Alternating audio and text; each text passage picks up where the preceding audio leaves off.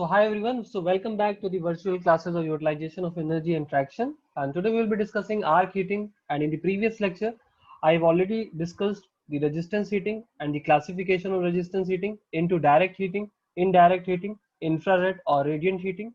And in that particular lecture I have also discussed various temperature control mechanisms like resistance control, voltage variation control, and through which we have also studied that how we can change the voltage with the help of duty cycle. Okay, और आज का जो topic है यहाँ पे हम लोग arc heating के बारे में जानेंगे और देखते हैं इस पर्टिकुलर लेक्चर की ब्रीफिंग। सबसे इंपॉर्टेंट हमारा जो एस्पेक्ट है आर्क हीटिंग का यहाँ पे, उसके बाद आर्क फर्नेस के बारे में जानेंगे, डायरेक्ट आर्क फर्नेस क्या होते हैं, इनडायरेक्ट आर्क फर्नेस क्या होते हैं, और फिर एक न्यूमेरिकल लेंगे जो कि काफी इंपॉर्टेंट न्यूमेरिकल है, और फिर इस पर्टिकुलर लेक्चर को वाइंड अप करेंगे। सबसे पहले हम लोग को मालूम होना चाहिए आर्क क्या है और किस तरीके से आर्क डेवलप होती है।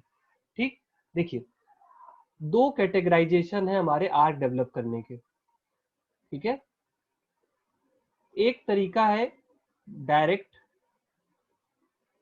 ठीक, डायरेक्ट, और दूसरा क्या है, इनडायरेक्ट। आर्क कैसे डेवलप होती है, हम क्या करते हैं, हाई वोल्टेज सप्लाई करते हैं, और जब हम हाई वोल्टेज सप्लाई करते हैं अक्रॉस इलेक्ट्रोड, तब क्या होता है, जो एयर होती है इलेक्ट्रोड के बीच में वो क्या होती है, आयनाइज्ड हो जाती है, और जब वो आयनाइज्ड हो जाएगी एयर तो वो कंडक्टिंग पाथ की तरीके से काम करेगी। और कंडक्टिंग पाथ का मतलब एक सडन स्पार्क डेवलप होगा। ठीक, सडन स्पार्क डेवलप होगी, और वो जो सडन स्पार्क होगी वो बेसिकली उसको ही हम लोग क्या कहते हैं, आर्क। इस आर्क को मेंटेन करने के लिए, इस आर्क को मेंटेन करने के लिए हम लोग लो वोल्टेज सप्लाई दे सकते हैं, हम लोग लो वोल्टेज सप्लाई दे सकते हैं instead of high voltage supply. Arc को प्रोड्यूस करने के लिए तो high voltage supply, but arc को मेंटेन करने के लिए लो वोल्टेज सप्लाई से हम उसको मेंटेन कर सकते हैं। ठीक, जब आर्क डेवलप होगी तो सीधी सी बात है, हमको हीट का फॉर्मेशन होगा और मिल जाएगा। मेथड वन में आर्क को इस तरीके से डेवलप किया जाता है और huge amount of heat produce हो सकती है। मेथड टू पे अगर कंसिडरेशन लिया जाए, मेथड नंबर टू, जो कि बेसिकली हम लोग प्रोमिनेंट है इनडायरेक्ट आर्क हीटिंग में। मेथड टू में क्या करते हैं, जो हमारे दो इलेक्ट्रोड्स होते हैं, ठीक, सपोज करिए ये इलेक्ट्रोड E1 है और ये इलेक्ट्रोड हमारा क्या है, E2। इन दोनों इलेक्ट्रोड्स को क्या करते हैं, यहाँ पे सीधी सी बात है, इन दोनों इलेक्ट्रोड्स को हम लोग प्रॉपरली सप्लाई देंगे, बट क्या करेंगे, इन दोनों इलेक्ट्रोड्स को मोमेंटरली हम लोग क्या करेंगे, पास में लाएंगे। जैसे ही हम इनको मोमेंटरली पास में लाएंगे एक शॉर्ट सर्किट करंट फ्लो होगी, और शॉर्ट सर्किट करंट के कारण हमारा क्या होगा, स्पार्क डेवलप होगा। और जो ये मोमेंटरली हम लोग मूवमेंट कर रहे हैं और उसको तुरंत ही हमको विड्रॉ करना है, तो जो शॉर्ट सर्किट हुआ और स्पार्क डेवलप हुई वो बेसिकली हमारा आर्क की तरीके से रोल प्ले करता है, और वो ही हमारा जो भी बेसिकली चार्ज होगा या सब्सटेंस होगा उसको हीट करेगा। तो ये बेसिक हमारी फंक्शनैलिटी है आर्क हीटिंग की। ठीक है, अब कुछ इंपॉर्टेंट पॉइंट्स ले लेते हैं अगली स्लाइड में, और आर्क हीटिंग के बारे में जो हमने अभी आपको बताया इसके बारे में देख लेते हैं, क्या ये जो पॉइंट्स बताए हैं क्या सही है। तो आर्क हीटिंग में अगर कॉन्सेप्ट में देखा जाए तो जो आर्क फर्नेस यूज होता है हमारा, वहां पे कॉन्सेप्ट में यही है कि हाई वोल्टेज सप्लाई देते हैं, एयर आयनाइज्ड हो जाती है, कंडक्टिंग की तरीके से काम करती है, और एक कॉन्टिन्यूअस स्पार्क प्रोड्यूस होती है, और उससे इंटेंस हीट प्रोड्यूस होती है। टेम्परेचर 3000 से लेकर 3500 डिग्री सेल्सियस तक हो सकता है।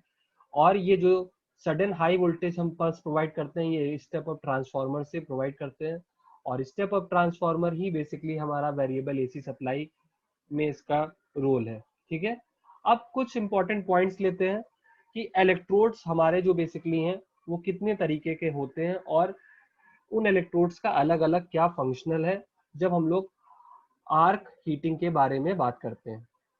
तो अगर इलेक्ट्रोड्स देखे जाए यहाँ पे, तो इलेक्ट्रोड्स की कैटेगराइजेशन में देखा जाए तो कार्बन इलेक्ट्रोड्स होते हैं, ठीक, कार्बन इलेक्ट्रोड्स होते हैं, ग्रेफाइट इलेक्ट्रोड्स होते हैं, और एक होता है सेल्फ सेल्फ बेकिंग इलेक्ट्रोड।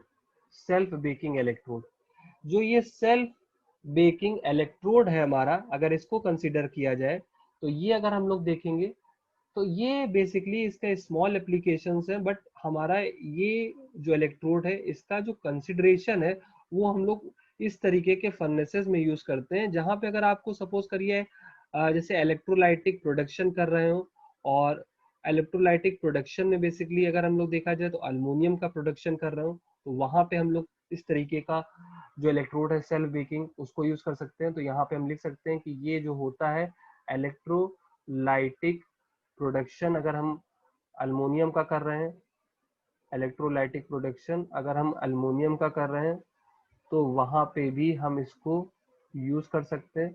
और अगर दूसरा कंसिडरेशन लिया जाए इसका, तो आपको बताया है जो भी इलेक्ट्रोकेमिकल इवेंट्स होते हैं, जो भी इलेक्ट्रोकेमिकल इवेंट्स हो रहे होते हैं, तो वहां पे भी हम लोग इस तरीके के इलेक्ट्रोड को यूज कर सकते हैं जो कि सेल्फ बेकिंग है। तो ये इंपॉर्टेंट चीज याद रखिएगा, जिससे कि बार बार अगर कभी हम लोग को डिफरेंस के बारे में पूछा जाए तो इसको भी याद रखिएगा।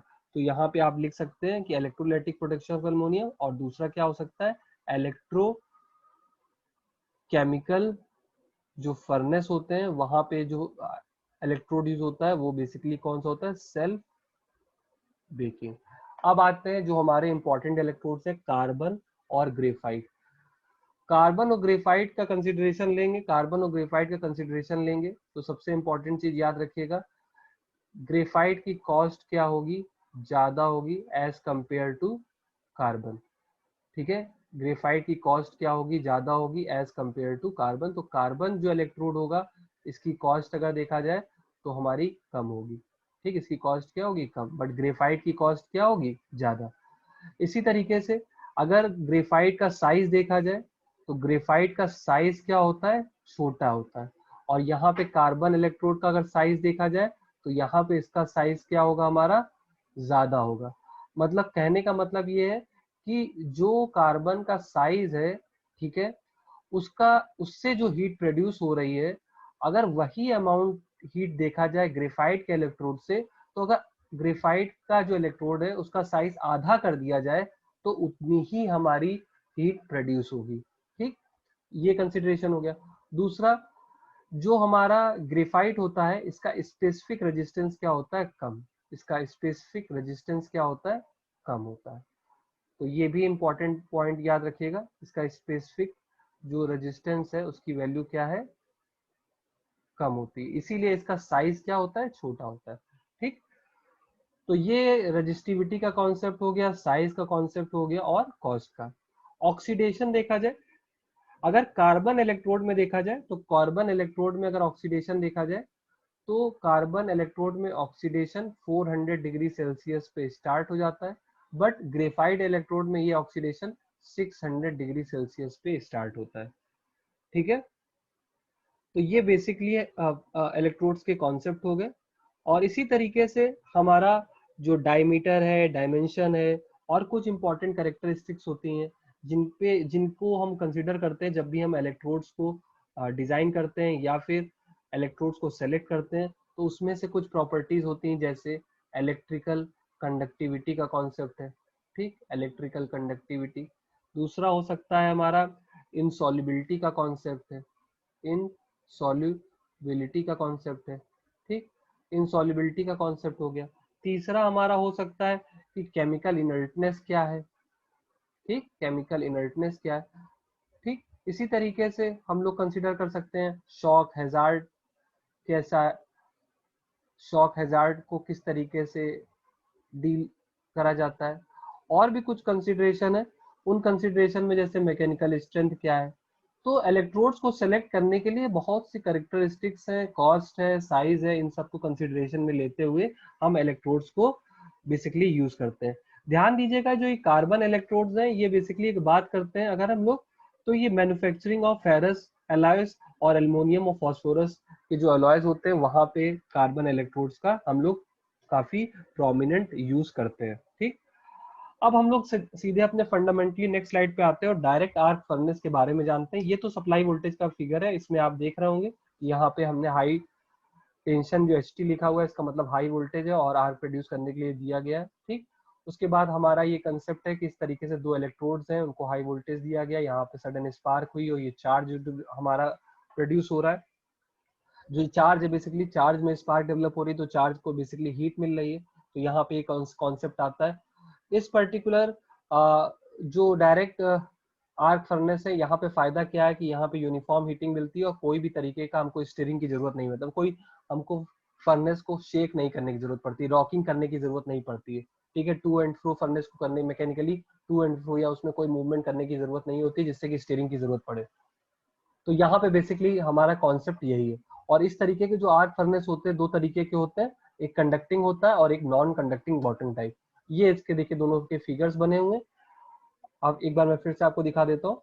तो यहाँ पे आप देख सकते हैं, तो ये कंडक्टिंग बॉटम टाइप है, मतलब कहने का मतलब क्या है, ये जो रिफ्लेक्टिव लाइनिंग है इस तरीके से जो हमारा कंटेनर है, इसमें ये जो पर्टिकुलर पार्ट है ये क्या है, कंडक्टिंग इन नेचर है, और ये हमारा क्या इलेक्ट्रोड है, तो ये कंडक्टिंग इन नेचर है।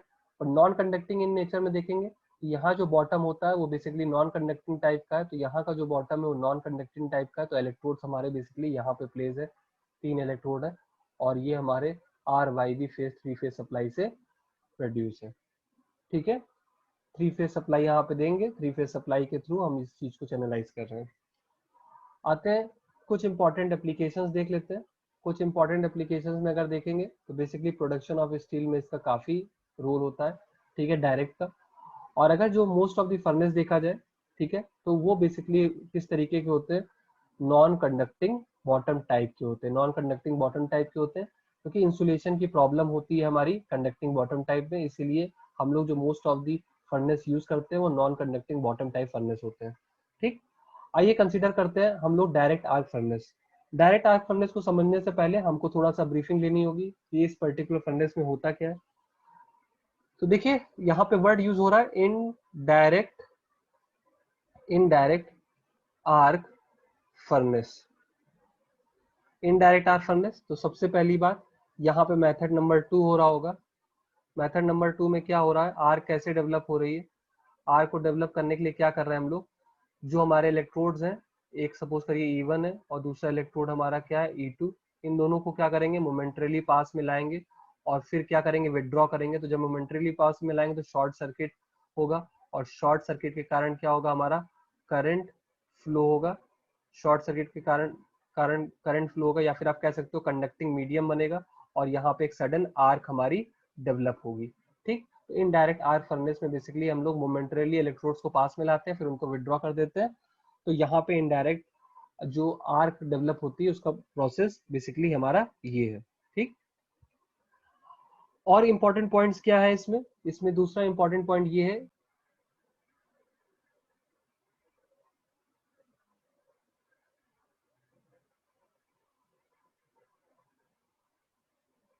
तो यहाँ पे अगर हम लोग देखेंगे तो यहाँ पे हमको स्टीयरिंग की जरूरत पड़ेगी, और जब अगर हम स्टीयरिंग की जरूरत पड़ रही है तो इसका मतलब है कि बाहर से हमको रॉकिंग करनी पड़ेगी। और रॉकिंग का मतलब क्या, हमको फर्नेस का जो मैकेनिकली फोर्सेस के थ्रू उसको क्या करना पड़ेगा, शेक करना पड़ेगा, और फिर जब स्टीयरिंग हो जाएगा तभी बेसिकली हमको जो हीटिंग है वो यूनिफॉर्मली हीटिंग हम तभी ऑब्टेन कर सकते हैं। इसका मतलब यूनिफॉर्म, अगर हमको हीटिंग को यूनिफॉर्म रखना है तो ये चीज ध्यान रखिए, स्टीयरिंग की जरूरत यहाँ पे पड़ेगी। तो ये एक इम्पॉर्टेंट पॉइंट है। तो इस कभी इसीलिए कभी कभी ये जो इनडायरेक्ट आर्क फर्नेस है, इनका कभी कभी एग्जाम में नाम पूछ लिया जाता है कि रॉकिंग आर्क फर्नेस की वर्किंग बताइए, रॉकिंग आर्क फर्नेस की वर्किंग बताइए। तो रॉकिंग का मतलब ही बेसिकली क्या है यहाँ पे, कि हम शेक कर रहे हैं किसी पर्टिकुलर फर्नेस को जिससे कि स्टीयरिंग और यूनिफॉर्म हीटिंग हो सके। तो इसलिए इस तरीके के जो आर्क फर्नेस होते हैं उनको हम लोग बेसिकली बोलते हैं रॉकिंग आर्क फर्नेस। आइए कुछ इंपॉर्टेंट पॉइंट्स कंसिडर कर लेते हैं और जानते हैं कि इनडायरेक्ट आर्क फर्नेस किस तरीके के होते हैं। तो देखिए यहाँ पे इनडायरेक्ट आर्क फर्नेस अगर हम देख रहे हैं तो ये देखिए यहाँ पे फर्नेस का कॉन्सेप्ट क्या है, ये ठीक है, यहाँ पे इलेक्ट्रोड हमारा E1 है, ये इलेक्ट्रोड E2 है, मोमेंटरीली इनको पास में लाएंगे और फिर इनको विदड्रॉ कर देंगे, तो यहाँ पे हमारी आर्क डेवलप होगी। ठीक, तो इनडायरेक्ट आर्क फर्नेस में जो भी पिछला फिगर था उससे हमको क्या क्या चीजें सीखने को मिली। सबसे पहले यहाँ पे देखिए हमने सिंगल फेस वो इनडायरेक्ट आर्क फर्नेस था, सिलिंड्रिकल इन शेप था, शॉर्ट सर्किटिंग कॉन्सेप्ट, जो मैनुअली हम इलेक्ट्रोड्स को मोमेंटरली पास में ला रहे हैं फिर विड्रॉ कर रहे हैं, उसके थ्रू आर्क डेवलप हो रही। और इसकी एफिशिएंसी क्या होती है, ज्यादा होती है, क्योंकि यहाँ पे हॉट रिफ्रैक्टरी लाइनिंग रहती है हमारे आउटर सरफेस पे और टॉप लेयर पे। तो उससे फायदा क्या होता है कि रेडिएशन फिनोमिनन के कारण एफिशिएंसी हमारी क्या हो जाती है, इंक्रीज हो जाती है। ठीक, तो इसका मतलब ये जो हमारा जो इनडायरेक्ट आर्क फर्नेस है, इसकी एफिशिएंसी हमारी हॉट रिफ्रैक्टरी लाइनिंग के ऊपर भी डिपेंडेंट है। उसके बाद यहाँ पे अगर देखा जाए तो यहाँ पे ऐसे जो फर्नेस होते हैं, इन फर्नेस में यूनिफॉर्म हीटिंग के लिए रॉकिंग कॉन्टिन्यूसली देने की जरूरत है। मतलब हमको जो भी फर्नेस होगा उसको मैकेनिकली हमें शेक करना पड़ेगा, चाहे वो टू एंड फ्रो हो, चाहे टॉप टू डाउन में कुछ ना कुछ शेकिंग। तो यूनिफॉर्मली हीट प्रोड्यूस करने के लिए हमको पर्टिकुलर फर्नेस को शेक करना पड़ेगा, ठीक, तभी स्टीयरिंग हो पाएगी। ठीक है, उसके बाद हम लोग आगे बढ़ते हैं। यहाँ पे एक तरीके की इलेक्ट्रिक मोटर यूज करते हैं। ठीक है, ये जो इलेक्ट्रिक मोटर यूज होती है बेसिकली अगर देखा जाए तो सूटेबल ग्राइंडर्स और रोलर्स में बेसिकली इसका रोल होता है, जिससे क्या हो सके, शेकिंग प्रॉपर हो सके फर्नेस की। तो ये मोटर का भी एक इम्पॉर्टेंट रोल होता है, ये बेसिकली शेकिंग के लिए या रॉकिंग के लिए जरूरत पड़ती है। रॉकिंग के साथ क्या होता है कॉन्सेप्ट कि यहाँ बोलते हैं कि जो रॉकिंग एक्शन होता है, it provides not only mixing of the charges but it also increases the furnace efficiency. तो ये एक इम्पॉर्टेंट एस्पेक्ट है कि रॉकिंग मिक्सिंग चार्जेस करता है, यूनिफॉर्म हीटिंग प्रोड्यूस करता है, बट साइमल्टेनियसली फर्नेस की एफिशिएंसी भी इंक्रीज करता है। और फर्नेस की एफिशिएंसी फर्दर मैंने आपको बताया था कि जो रिफ्रैक्टरी लाइनिंग मटेरियल यूज होता है फर्नेस में, उससे भी कंसिडरेशन एफिशिएंसी का जोड़ा जाता है। ठीक है, अब फर्नेस अगर कंसीडर करते हैं और चार्ज हीट हो गया है तो यहाँ पे इनडायरेक्ट मैकेनिज्म है। तो इसका मतलब जो हीट ट्रांसफर हो रही है वो रेडिएशन फिनोमिनन के कारण हो रही है। ठीक है, तो इसको भी हम लोग कंसीडर करते हैं। तो अब ये इनडायरेक्ट रेडिएशन फिनोमिनन है, तो इसका मतलब सीधी सी बात है, जो टेम्परेचर होगा इनडायरेक्ट आर्क फर्नेस का कम होगा as as obtained by the direct arc furnace. और डायरेक्ट आर्क फर्नेस में मैंने बताया था टेम्परेचर की रेंज क्या होती है, देखा जाए तो 3000 डिग्री सेल्सियस तक टेम्परेचर रेंज हम डायरेक्ट आर्क फर्नेस में ऑब्टेन कर सकते हैं। But when we consider indirect arc furnace तो ये टेम्परेचर रेंज क्या होती है, लोअर होती है, क्योंकि रेडिएशन फिनोमिनन के कारण ये चीज चैनलाइज हो रही है। ठीक, ये जो आर्क फर्नेस होते हैं ये कहाँ पे यूज होते हैं, ये बेसिकली यूज होते हैं melting of non ferrous metals में। ठीक है, ये melting of non ferrous metals में इस तरीके के आर्क फर्नेस यूज होते हैं। इनडायरेक्ट आर्क फर्नेस का एक दूसरा डायग्राम है और इसमें भी वही कंसिडरेशन है। यहाँ पे सप्लाई दे रहे हैं दोनों इलेक्ट्रोड्स में और इन इलेक्ट्रोड्स को मोमेंटरली पास में ला रहे हैं, आर्क डेवलप हो रही और उसके कारण क्या हो रहा है, जो चार्ज है वो हीटअप हो रहा है। ठीक है, तो ये basically single phase indirect arc furnace का कॉन्सेप्ट है। अब एक इम्पॉर्टेंट न्यूमेरिकल कंसीडर करते हैं और इस न्यूमेरिकल से हम लोग कोशिश करते हैं कि क्या क्या चीजें आर्क फर्नेस में या थ्री फेस आर्क फर्नेस में होती हैं, क्या रेंज होती हैं। तो उन सारी चीजों को कंसीडर करके इस न्यूमेरिकल को समझते हैं। देखिए, इस न्यूमेरिकल में कह रहा है कि you have to calculate the power factor and the electrical efficiency of the furnace. ये दोनों चीजें कैलकुलेट करनी है और किस पर्टिकुलर स्पेसिफिकेशंस के लिए करनी है। तो यहाँ पे बता रहा है, सबसे पहले क्वेश्चन बोल रहा है calculate the time taken to melt 5 ton of steel. 5 ton of steel को मेल्ट करना है और कैसा आर्क फर्नेस यूज किया गया है, थ्री फेस आर्क फर्नेस को यूज किया गया है। करंट जो रेटिंग है, करंट जो ऑप्टेन है बेसिकली 8000 एम्पियर है। देखिए 8000 एम्पियर एम्पलीट्यूड है। आर्क वोल्टेज का 50 वोल्ट है, क्योंकि आर्क वोल्टेज मेंटेन करने के लिए हमको लो वोल्टेज से भी काम चल जाता है। लेटेंट हीट हमारी क्या है, 8.89 किलो कैलोरी पर केजी है। इनिशियल टेम्परेचर क्या है, 18 डिग्री सेल्सियस है। ठीक, उसके बाद रेजिस्टेंस देखा जाए तो 0.003 है। रिएक्टेंस कितना है, 0.005 है। स्पेसिफिक हीट कितनी है, 0.12 है। मेल्टिंग पॉइंट कितना है, 1.3 सॉरी मेल्टिंग पॉइंट है 1370। ध्यान रखिएगा, मेल्टिंग पॉइंट अगर देखा जाए यहाँ पे तो इट इज 1370 डिग्री सेल्सियस। ठीक है, तो ये कॉमा लगा हुआ है, ध्यान रखिएगा 1370 डिग्री सेल्सियस। ओवरऑल एफिशिएंसी कितनी है, 50% है। और पूछ रहा है पावर फैक्टर क्या होगा और इलेक्ट्रिकल एफिशिएंसी इस फर्नेस की क्या होगी। ठीक, तो अब इस न्यूमेरिकल में सारी चीजें गिवन है और थोड़ा धीरे धीरे इसको सारे पॉइंट्स को कंसीडर करते हुए हम लोग आगे बढ़ते हैं, प्रोसीड करते हैं और जानते हैं कि किस तरीके से आर्क फर्नेस की एफिशिएंसी निकाली जा सकती है। ठीक है, तो सबसे पहले देखिए क्या है, समझने वाली बात है कि यहाँ पे करंट जो करंट की रिक्वायरमेंट है वो कितनी है, 8000 है, 8000। तो अगर हम लोग इक्विवेलेंट सर्किट बनाते हैं फर्नेस का, सपोज करिए अगर हम इक्विवेलेंट सर्किट बनाते हैं फर्नेस का, तो इक्विवेलेंट सर्किट कुछ इस तरीके से बनेगा। सपोज करिए यहाँ पे हमने लिया, यहाँ पे हमने लिया ये प्राइमरी हो गया, ये ट्रांसफार्मर का प्राइमरी, ठीक, और ये हमारा बेसिकली मान लेते हैं सेकेंडरी हो गया, और यहाँ पे हमारे पास रेजिस्टेंस है, ये इसका क्या है, रिएक्टेंस है। उसके बाद यहाँ पे हमारे पास सपोज करिए एक इलेक्ट्रोड ये लगा हुआ है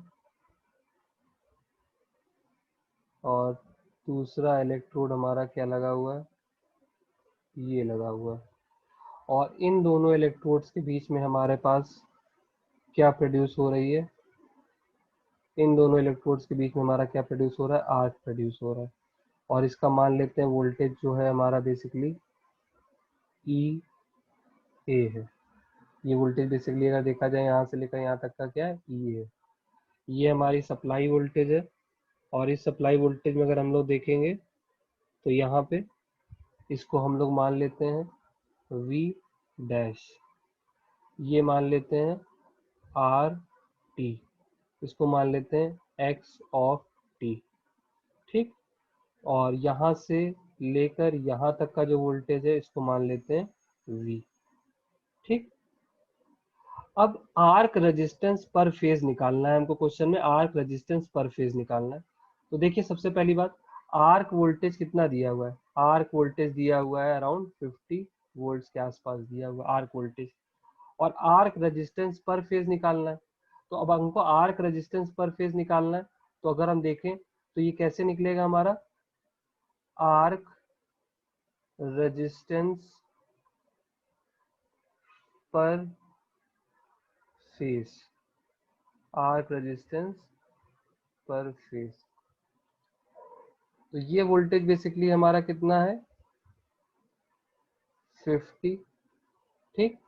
और मल्टीप्लाई डिवाइडेड बाई ये क्या हो जाएगा, 8000 हो जाएगा। क्यों, क्योंकि अगर हम लोग देखते हैं V की वैल्यू देखेंगे तो V की वैल्यू क्या होती है, I मल्टीप्लाइड बाई R। तो I हमको मालूम है दैट इज 8000, R की वैल्यू निकालनी है, और V हमको कितना मालूम, 50। तो यहाँ से अगर आर्क रेजिस्टेंस की वैल्यू देखेंगे तो कैलकुलेट करिएगा, ठीक है। तो ये वैल्यू आएगी अराउंड 0.00625 ओम्स। तो आर्क रेजिस्टेंस पर फेज हमारा कितना निकला है, 0.00625, ठीक। आगे बढ़ते हैं, इस क्वेश्चन को समझते हैं, सारी चीजों को जितनी चीजें इनको कंसीडर करना है तो सबको बिल्कुल अच्छे से समझेंगे। फेजर डायग्राम बनाते हैं, तो फेजर डायग्राम में देखिए कैसे बनेगा फेजर डायग्राम। क्योंकि फेजर डायग्राम अगर हमारा बन गया तो हमारी मोस्ट ऑफ दी जो प्रॉब्लम्स है वो हमारी सॉल्व हो जाएंगी और हम आसानी से इस न्यूमेरिकल को कर सकते हैं। तो फेजर डायग्राम में अगर देखा जाए तो अगर फिर से हम इक्विवेलेंट डायग्राम बनाते हैं, तो सपोज करिए इक्विवेलेंट डायग्राम में ये हमारा क्या हो गया, प्राइमरी वोल्टेज, और उसके बाद ये हमारा मान लेते हैं सेकेंडरी वोल्टेज, यहाँ पे कितना है हमारा, ये मान लेते हैं V। उसके बाद यहाँ पे मान लेते हैं हम लोग R ऑफ T, ये मान लेते हैं हम लोग X ऑफ T। उसके बाद मान लेते हैं ये हमारा क्या है, ये हमारा इलेक्ट्रोड, और उसके बाद इसी तरीके से हम लोग यहाँ मान लेते हैं ये हमारा क्या हो गया, इलेक्ट्रोड, और यहाँ पे वोल्टेज क्या है हमारा, ई है, यहाँ पे वोल्टेज क्या ई है, ठीक। तो कैसे इस क्वेश्चन को, इसमें इसका फेजर डायग्राम कैसे बनेगा, ये हमारा मान लेते हैं यहाँ पे इसकी वैल्यू क्या है, वी डैश। तो सबसे पहले क्या है, इक्वेशन अगर देखेंगे तो यहाँ पे इक्वेशन क्या है, वी की इक्वेशन जो आ रही है, वी की वैल्यू क्या होगी, V equals to E A, ठीक है, plus I multiplied by are of T, क्योंकि यहाँ पे सपोज करो एक करंट मान लेते हैं आई, तो ये क्या हो जाएगा R of T plus J times I multiplied by x of T, ये इक्वेशन है। तो फेजर डायग्राम कैसे बनेगा, सबसे पहले ई ए बनाया फेजर, ई ए में हमने क्या जोड़ा, एक और वेक्टर जोड़ा जो कि बेसिकली क्या है i multiplied by are of t, उसके बाद j times i multiply x, ये क्या हो जाएगा j times I multiplied by x of t. इन दोनों का रिजल्टेंट क्या होगा, इन दोनों का रिजल्टेंट क्या होगा वी होगा। ठीक है, तो ये एंगल हमारा क्या होगा फाई होगा। ठीक, या थीटा कह सकते हैं या फिर हम इसको मान लेते हैं फाई, तो ये हमारा क्या हो गया फाई। ठीक है, अब देखिए क्या क्या निकालना है। सबसे पहले हम लोग क्या करते हैं, निकालते हैं drop due to drop due to the transformer, drop due to the transformer. ठीक, ट्रांसफॉर्मर रेजिस्टेंस, कितना ड्रॉप ट्रांसफॉर्मर का जो रेजिस्टेंस है उसके कारण हो रहा है, तो i multiplied by are of t, i की वैल्यू कितनी है 8000 मल्टीप्लाइड बाई 0.003 0.003, तो ये कितना आ रहा है 24 वोल्ट्स, क्वेश्चन में गिवन है आर टी। उसके बाद अगर देखा जाए drop due to the reactance of transformer, तो ये वैल्यू क्या आ जाएगी I multiplied by x of T. ठीक, ये वैल्यू कितनी आ जाएगी 8000 प्लस 8000 मल्टीप्लाइड बाई 0.005, ये एक्स टी की वैल्यू क्वेश्चन में गिवन है, तो ये वैल्यू आ जाएगी 40 वोल्ट्स। तो अब हम इस पर्टिकुलर इक्वेशन को कंसीडर करते हैं और v की वैल्यू आइडेंटिफाई करते हैं कि यहाँ पे v की वैल्यू हमारी कितनी है, इसको आइडेंटिफाई करते हैं। तो v की वैल्यू क्या होगी, इक्वेशन को ध्यान से देखिएगा वाली, तो यहाँ पे क्या हो जाएगा, ये रियल पार्ट्स क्या होंगे e a plus I multiplied by r t का whole square plus I multiplied by x t का होल स्क्वायर। वैल्यूज पुट कर दीजिएगा सारी, वैल्यू पुट करते हैं ब्रैकेट के अंदर 50 प्लस 24 का होल स्क्वायर प्लस 40 का होल स्क्वायर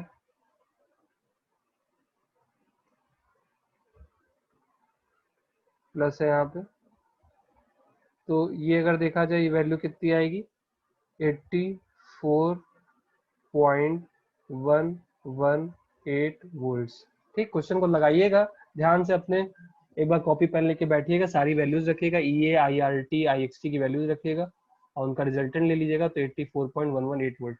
ठीक है, अब फेजर डायग्राम से अगर हम लोग cos फाई की वैल्यू निकालें, पावर फैक्टर की वैल्यू निकालें, तो ये फाई की वैल्यू निकालनी है। फेजर डायग्राम से देखने के लग रहा है क्या होता है, cos फाई की वैल्यू निकालने के लिए क्या होगा बेस अपॉन हाइपोटेन्यूज, तो बेस क्या है इसका ई a plus I r T और हाइपोटेन्यूज की वैल्यू क्या है वी, तो वी रख देंगे।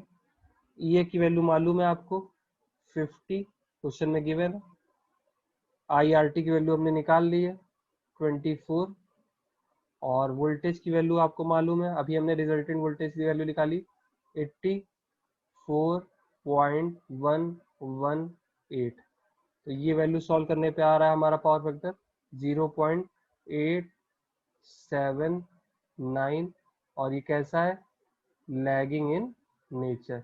ये कैसा है, लैगिंग। ठीक, तो हमारा पावर फैक्टर निकल गया, रिजल्टेंट वोल्टेज निकल गया। अब देखते हैं, आगे बढ़ते हैं, अब देखते हैं क्या क्या पॉइंट्स हम लोग को और क्या जरूरत पड़ेंगी। अब क्वेश्चन में पूछा गया है, फर्दर स्टेप जो है हमारा, निकालेंगे हम लोग द अमाउंट ऑफ, अब हम लोग निकालेंगे the amount of heat required, the amount of heat required, the amount of heat required per kg of steel। जो हमको मेल्ट करना है पर केजी ऑफ स्टील, उसको कितनी हीट की जरूरत पड़ेगी। तो फॉर्मूला क्या लगाएंगे, specific heat multiplied by T2 minus T1 plus latent heat जो होगी हमारी। ठीक, लेटेंट हीट इसलिए कंसिडर कर रहे हैं क्योंकि हमें यहाँ पे हर एक पार्टिकल जब हमारा कन्वर्ट हो जाएगा एक स्टेट से दूसरी स्टेट में, तो उसके लिए लेटेंट हीट का हमारा बेसिक रोल होता है। तो यहाँ पे latent heat, specific heat question में गिवन है 0.12, T2 टेम्परेचर है 1370 और T1 टेम्परेचर है 18, और लेटेंट हीट क्वेश्चन में गिवन है 8.89। इसको सॉल्व करने पे ये वैल्यू आ जाएगी 171 किलो कैलोरी। ठीक, ये तो 1 kg स्टील के लिए है, पर KG of steel. But suppose करो हमें 5 टन, हमें हीट क्या निकालनी है, हमें हीट निकालनी है कि अगर हमको 5 टन के लिए निकालनी है, तो required heat required for 5 ton.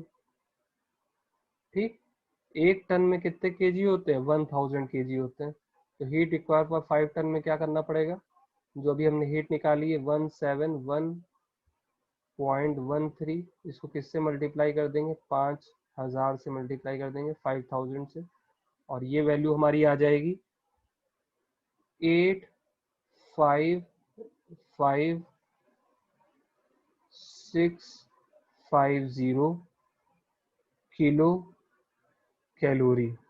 ठीक है, अब एक्चुअल हीट रिक्वायर्ड ये तो हो गया। ठीक, एक्चुअल हीट रिक्वायर्ड, उसके लिए हम लोग को क्या कंसीडर लेना, क्योंकि हमें जो भी हीट रिक्वायर करनी है, एक्चुअल हीट रिक्वायर करनी है, उसको हम लोग किस में कन्वर्ट करेंगे, किलोवाट आवर में कन्वर्ट करेंगे, किलोवाट आवर में। तो actual heat required in kilowatt hour, तो इसके लिए क्या करना पड़ेगा, तो अभी जो हमने वैल्यू निकाली है उसको किलोवाट आवर में कन्वर्ट करना पड़ेगा। तो ये भी चीज ध्यान रख देनी है कि अगर क्या क्वेश्चन में इफिशियंसी या कुछ इस तरीके की चीज दी हुई है, तो क्वेश्चन में ध्यान रखिएगा इफिशियंसी दी हुई है। इफिशियंसी बेसिकली क्या है, एन इक्वल्स टू होती क्या है, output by input, output by input. ठीक है, तो एक्चुअल हीट रिक्वायर्ड का मतलब क्या है, एक्चुअल हीट रिक्वायर्ड का मतलब क्या है, बेसिकली हमें कितना इनपुट देना है, हमें कितना इनपुट देना है।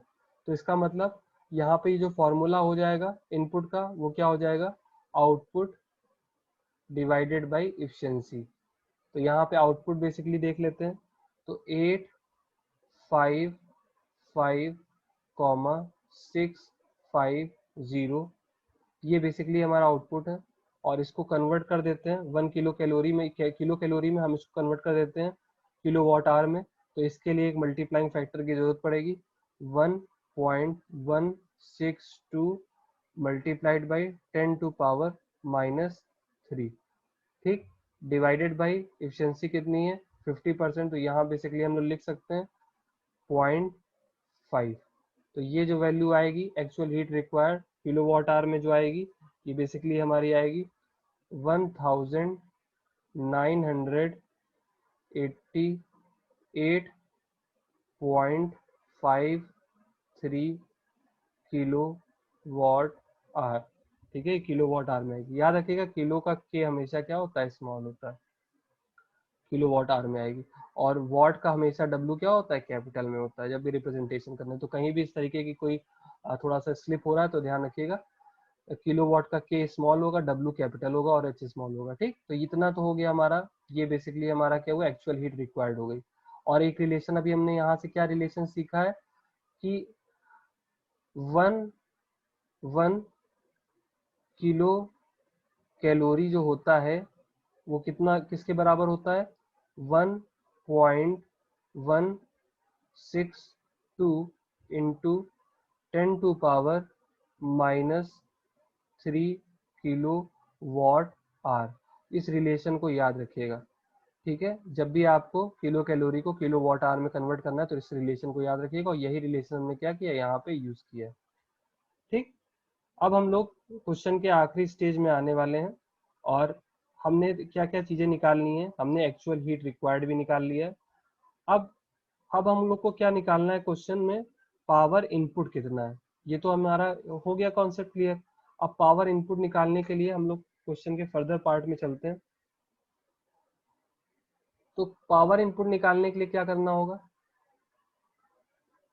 सप्लाई कैसी है, यहाँ पे 3 फेज सप्लाई है, तो पावर इनपुट हमारा क्या हो जाएगा, 3 multiplied by V I cos 5। ठीक है, तो पावर इनपुट निकालना है तो क्या लिखेंगे, 3 multiplied by 84.118 multiplied by 8000 multiplied by 0.879 multiplied by 10⁻⁻3, क्योंकि किलो वॉट आवर में कन्वर्ट करना है, किलो वॉट। यहाँ पे भी लिख लेते हैं 10⁻³ वॉट। जब इसको हम लोग सॉल्व करेंगे तो ये वैल्यू आएगी हमारी 1774.55 किलो वॉट। ठीक है, तो 1774.55 किलो वॉट। आंसर मैच करा लीजिए, कोई प्रॉब्लम बताइएगा। अब क्वेश्चन पूछा गया था टाइम रिक्वायर्ड, क्वेश्चन में क्या पूछा गया है, टाइम रिक्वायर्ड। तो एक बार क्वेश्चन को आप लोग कॉपी में नोट कर लीजिएगा, तभी इस न्यूमेरिकल को अटेम्प्ट करिएगा, तब आपको आइडिया लगेगा टाइम रिक्वायर्ड में कैसे निकालेंगे। तो सबसे पहले ध्यान दीजिए, अभी पिछली स्लाइड पे आते हैं। पिछली स्लाइड पे अगर हम लोग आएंगे तो हमने देखिए जो वैल्यू निकाली है actual heat required in kilowatt hour, इसको कंसीडर करेंगे, और अभी जो हमने इनपुट दिया है उसको कंसीडर करेंगे, ये जो पावर इनपुट है। तो एक्चुअल हीट रिक्वायर्ड क्या होगी, जिससे हमारा बेसिकली जो 5 टन वाला जो हमारा स्टील है, तो अगर इसको रेशियो में कंसीडर करना है तो इसके लिए टाइम रिक्वायर्ड का फॉर्मूला हमारा क्या होगा, बेसिकली यहाँ पे जो एक्चुअल हीट है, एक्चुअल हीट रिक्वायर्ड है किलोवाट आवर में,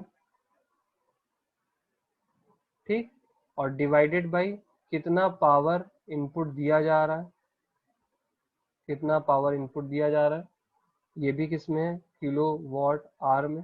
तो एक्चुअल हीट जो गिवन है क्वेश्चन में वो आ रही है 1988.53, इसको हमने भी कैलकुलेट किया।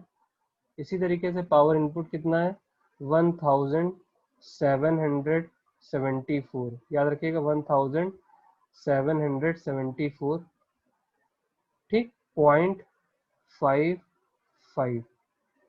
ठीक, तो यहाँ पे जो ये वैल्यू आ रही है ये 1.12 आर, और इसको अगर 1.12 आर है तो अगर इसको मिनट्स में कन्वर्ट करेंगे तो ये आ जाएगा 67.2 मिनट्स।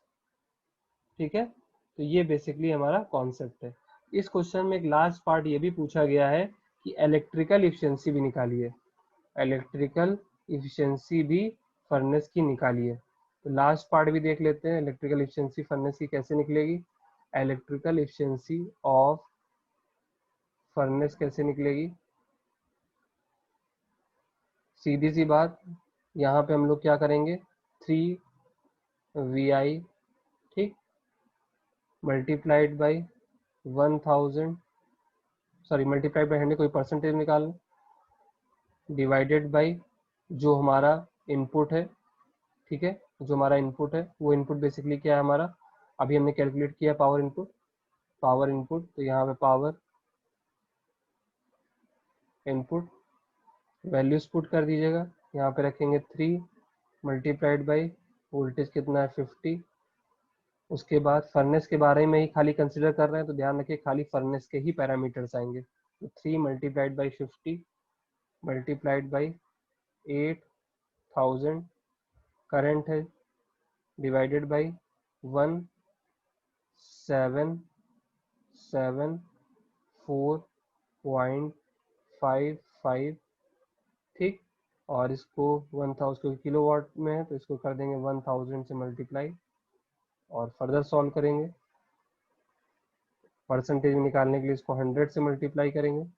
फर्दर सॉल्व करने के बाद हमारे पास जो आंसर आएगा वो आएगा 67.62%। तो मोर और लेस ये फंडामेंटल है इस पर्टिकुलर न्यूमेरिकल का, और आप इसको एक बार गो थ्रू कर लीजिएगा तो यहाँ से हम लोग आर्क फर्नेस का हमारा पूरा कॉन्सेप्ट क्लियर होता है। अब हम लोग जो अगला लेक्चर पढ़ेंगे तो उसमें different types of heating mechanisms को देखेंगे और भी क्लासिफिकेशंस के बारे में बात करेंगे। So thanks for watching, have a good day, and please do subscribe this channel for more videos of various subjects, and especially this time I'm just framing the subject basically of utilization of energy, so you will get lot of updates from this particular section. So thanks for watching and have a good day.